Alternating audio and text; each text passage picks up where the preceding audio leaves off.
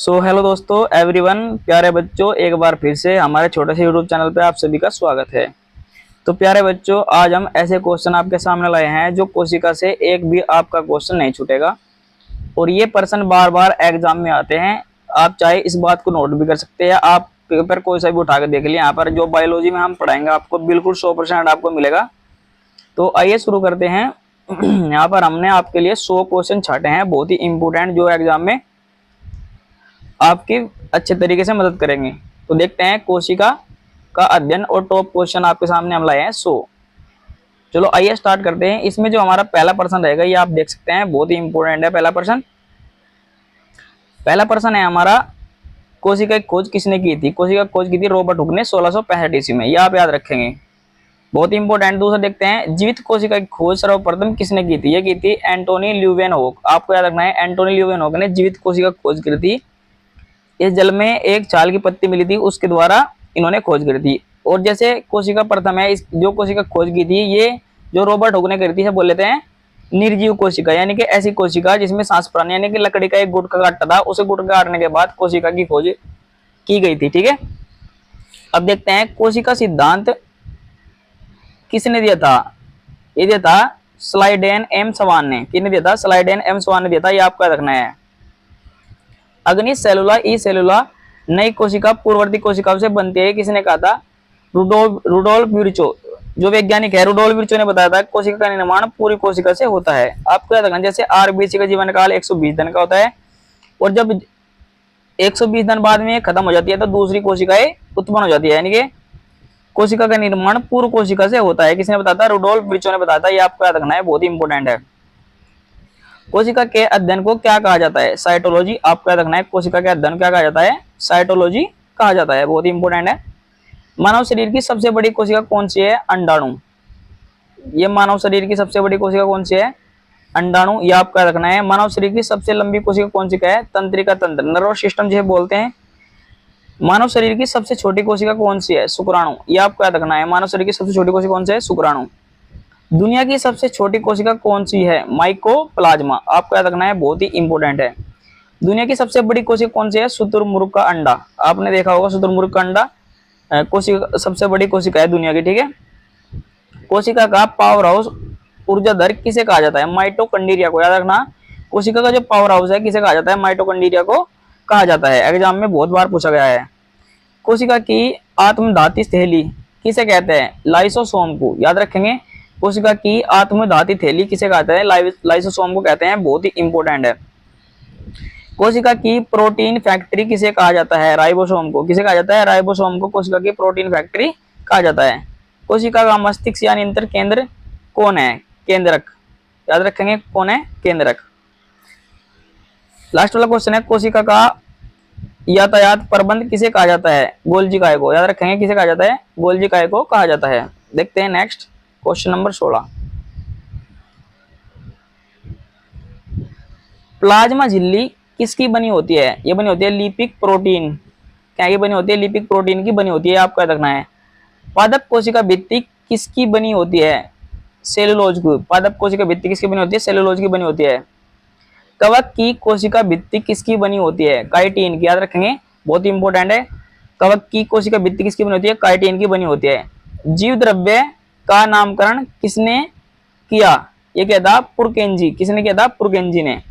जीव द्रव्य जीवन का भौतिक आधार है, किसने कहा था? ये कहा था हैक्सले ने। किसने कहा था? हैक्सले ने बताया था। ठीक है, केंद्र की खोज किसने की थी? रॉबर्ट ब्राउन ने 1831 में, याद रखेंगे।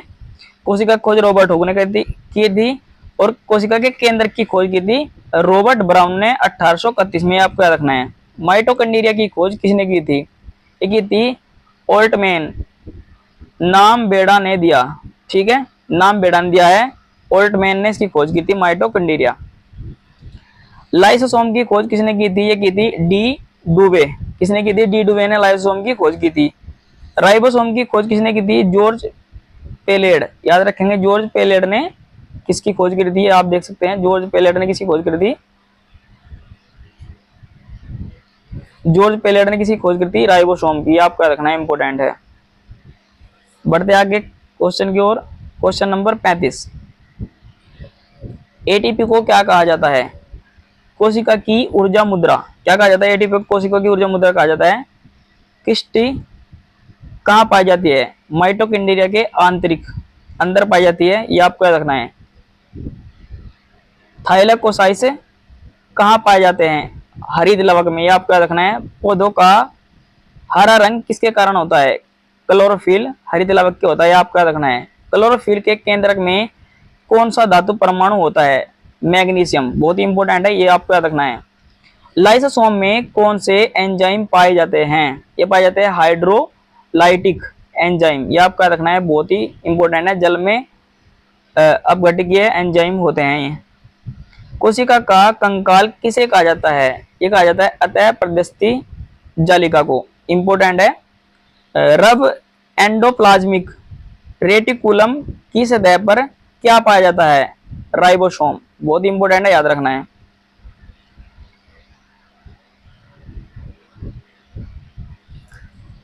क्वेश्चन नंबर 43 देखते हैं। स्मूथ एंडोप्लाज्मिक रेटिकुलम किसका संश्लेषण करता है? ये करता है लिपिड और स्टेरॉयड का, याद रखना है, बहुत इंपॉर्टेंट है। पादप कोशिका में गोल्जी काय को क्या कहते हैं? ये कहते हैं टिक्टियोसोम, क्या कहते हैं? टिक्टियोसोम कहते हैं। कोशिका विभाजन के समय स्पिंडल फाइबर का निर्माण कौन करता है? ये करता है तारक काय, याद रखेंगे, तारक काय करता है। तारक काय किस कोशिका में अनुपस्थित होता है? पादप कोशिका में, भाई बहुत इंपॉर्टेंट है। जो तारक काय है किस कोशिका में अनुपस्थित होता है? किसमें होता है? ये होता है पादप कोशिका में अनुपस्थित होता है। पादप कोशिका की रसदानी के चारों ओर की झिल्ली क्या कहलाती है? ये कहलाती है टोनोप्लास्ट, क्या कहलाती है? टोनोप्लास्ट कहलाती है। कोशिका का किचन रसोई घर किसे कहा जाता है? हरित लवक को, भाई बहुत इंपॉर्टेंट है। कोशिका का जो रसोई घर किसे कहा जाता है? किचन कहा जाता है, जहाँ कोशिका खाना बनता है, उसे बोलते हैं हरित लवक। सफेद या रंगीन लवक को क्या कहते हैं? ल्यूकोप्लास्ट, क्या कहते हैं? ल्यूकोप्लास्ट कहते हैं। और अवर्णा लवक भी कहते हैं, याद रखेंगे, बहुत ही इंपॉर्टेंट है। टमाटर का लाल रंग किसके कारण होता है? लाइकोपीन, बहुत इंपॉर्टेंट है। गाजर का नारंगी रंग किस कारण होता है? कैरोटीन। चुकंदर का गाढ़ा रंग किसके कारण होता है? विटामिन, ये आपका रखना है, बहुत इंपॉर्टेंट है भाई, एग्जाम में बार बार पूछ जाते हैं। जीन कहाँ स्थित होते हैं? जीन कहाँ स्थित होना है? गुणसूत्रों में, याद रखेंगे, गुणसूत्रों में जीन स्थित होती है।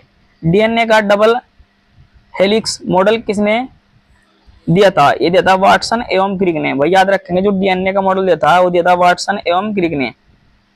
एक क्वेश्चन है लास्ट, जो आपको नीचे दिख रहा होगा, मैं आपको बता रहा हूं। मानव कोशिका में सामान्य कितने गुणसूत्र होते हैं? कितने होते हैं? 23 जोड़े होते हैं, याद रखेंगे, कितने? 23 जोड़े होते हैं, और टोटल होते हैं 46 गुणसूत्र, ये आप याद रखते हैं मानव सामान्य मनुष्य में, ठीक है, सामान्य मनुष्य के मानव कोशिका में।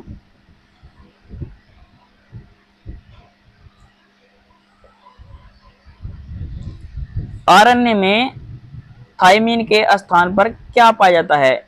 यूरेसिल, क्या पाया जाता है? थायमीन के स्थान पर यूरेसिल पाया जाता है। केंद्रिका का मुख्य कार्य क्या है? राइबोसोम का निर्माण करना, ये आपका रखना है।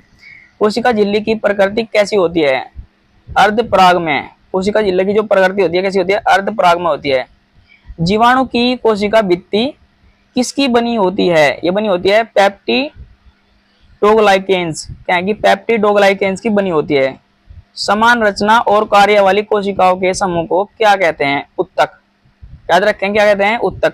जो समान रचना है, कार्य वाली कोशिकाओं के समूह क्या कहते हैं? उत्तक, टिश्यू कहते हैं, टिश्यू, याद रखेंगे। समसूत्री विभाजन की खोज किसने की थी? वाल्टर फ्लेमिंग, किसने की थी? वाल्टर फ्लेमिंग ने की थी, आपको याद रखना है। अर्धसूत्री विभाजन की खोज किसने की थी? फार्मर द मूर, याद रखेंगे, फार्मर द मूर, बहुत बार एग्जाम में आया। समसूत्री विभाजन की खोज किसने की थी? वाल्टर फ्लेमिंग ने की थी। और अर्धसूत्री विभाजन की खोज की थी किसने? फार्मर द मूर ने की थी, आपका याद रखना है। अर्धसूत्री विभाजन की खोज किसने की थी? ये भी आपको यहाँ पर मिल जाएगा देखने को।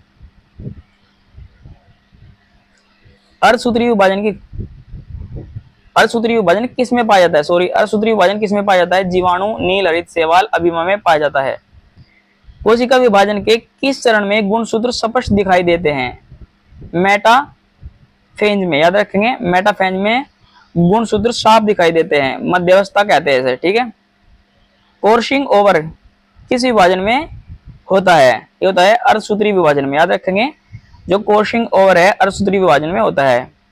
एक जनक कोशिका से 4 स्तंती कोशिकाएं किस विभाजन में बनती है?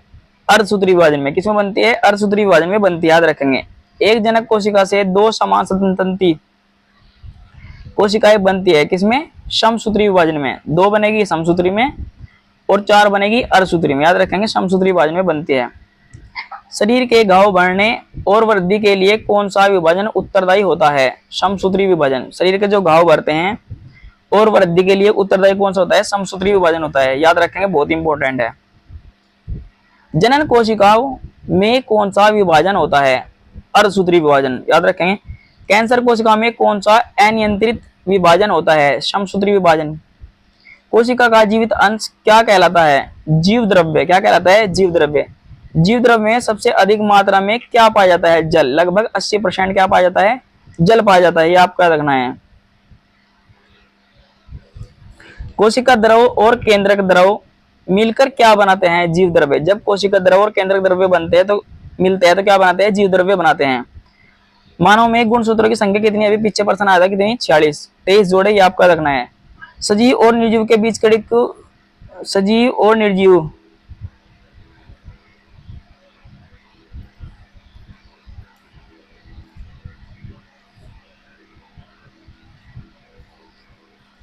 एक बार ये प्रश्न,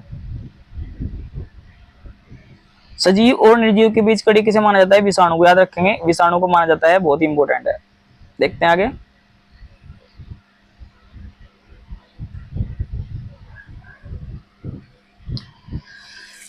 बढ़िया बढ़िया क्वेश्चन है भाई आपके वास्ते, बिल्कुल छांट के लाए हैं। विषाणु यानी कि वायरस की खोज किसने की थी? ये की थी इवानोवस्की, याद रखेंगे, बहुत ही इंपॉर्टेंट है। विषाणु में अनुवांशिक पदार्थ क्या होता है? डीएनए और आरएनए। कोशिका का अनुवांशिक पदार्थ क्या कहलाता है? डीएनए। डीएनए का पूर्ण रूप क्या है? डीऑक्सीराइबोन्यूक्लिक अम्ल या एसिड भी कह सकते हैं। आरएनए का पूर्ण रूप क्या है? राइबोन्यूक्लिक अम्ल या एसिड कह सकते हैं। डीएनए की इकाई क्या कहलाती है? न्यूक्लियोटाइड। क्या कहलाती है? न्यूक्लियोटाइड कहलाती है। गुणसूत्रों का मुख्य कार्य होता है अनुवांशिक गुणों का वहन करना। यानी कि मैं आपको बता दूं, डीएनए एक अनुवांशिक पदार्थ है जो माता पिता के लक्षणों को बच्चों में ट्रांसफर करता है, स्थानांतरित करता है, ये आपका रखना है। मानव में गुणसूत्रों की संख्या कितनी होती है? 46। 23 जोड़े होते हैं, मैंने अभी बताया आपको, 2 बार प्रश्न आ चुका है। मानव में ऑटोसोम की संख्या कितनी होती है? 44। याद रखेंगे, कितनी होती है? 44 होती है। मानव में लैंगिक गुणसूत्र कितने होते हैं? 2। कितने होते हैं? 2। मानव में लैंगिक गुणसूत्र कितने होते हैं? 2। पुरुष एवं लैंगिक गुणसूत्र संयोजन क्या है? XY। स्त्री का लैंगिक गुणसूत्र संयोजन क्या है? XX। यानी कि जो पुरुष का है XY और लड़की का है XX, ये आपका रखना है। कोशिका का नियंत्रण केंद्र किसे कहा जाता है? केंद्रक को, ये भी आपका रखना है। केंद्रक के चारों ओर पाई जाने वाली झिल्ली क्या कहलाती है? केंद्रक झिल्ली, आपका रखना है। केंद्रक के भीतर धागे नुमा संरचना क्या कहलाती है? ये कहलाती है क्रोमेटिन। क्या कहलाती है? क्रोमेटिन भी बोल सकते हैं, क्रोमेटिन ही बोल सकते हैं, ठीक है, आपका रखना है। कोशिका में प्रोटीन संश्लेषण का कार्य कौन करता है? राइबोसोम। कोशिका में जो प्रकाश संश्लेषण कार्य करता है राइबोसोम करता है, ठीक है, ये आपका रखना है। कोशिका में श्वसन का मुख्य स्थान कौन सा है? माइटोकॉन्ड्रिया, जिसे कोशिका का पावर हाउस कहा जाता है।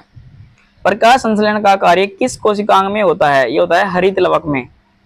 याद रखना है, क्या में होता है? हरित लवक में होता है। कोशिका में पदार्थों के पैकेजिंग और स्त्राव का कार्य कौन करता है? ये करता है गोल्जी का, याद रखेंगे, बहुत इंपॉर्टेंट है। कोशिका के अंदर पाचन का कार्य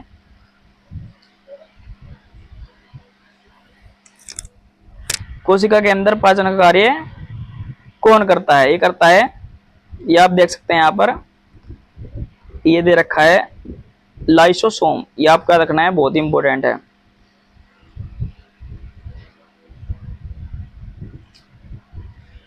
देखते हैं आगे।